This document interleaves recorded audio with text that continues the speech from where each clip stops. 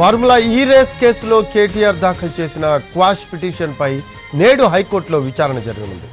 తనపై నమోదైన ACB case కొట్టివేయాలని కోరుతూ ఈ నెల 21న హైకోర్టులో క్వాష్ పిటిషన్ దాఖలు చేశారు కేటీఆర్.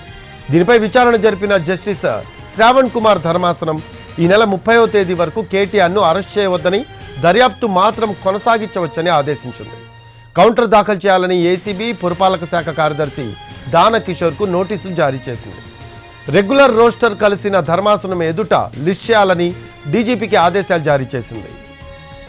ఫార్ములా ఈ రేస్ కేసులో కేటీఆర్ దాఖలు చేసిన క్వాష్ పిటిషన్పై నేడు హైకోర్టులో విచారణ జరగనుంది. తనపై నమోదైన ఏసీబీ కేసు కొట్టివేయాలని కోరుతూ ఈ నెల 21న హైకోర్టులో క్వాష్ పిటిషన్ దాఖలు చేశారు కేటీఆర్.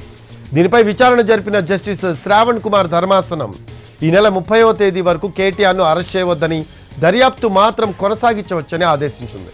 కౌంటర్ దాఖలు చేయాలని ఏసీబీ పురపాలక శాఖ కార్యదర్శి దాన కిషోర్కు నోటీసులు జారీ చేసింది.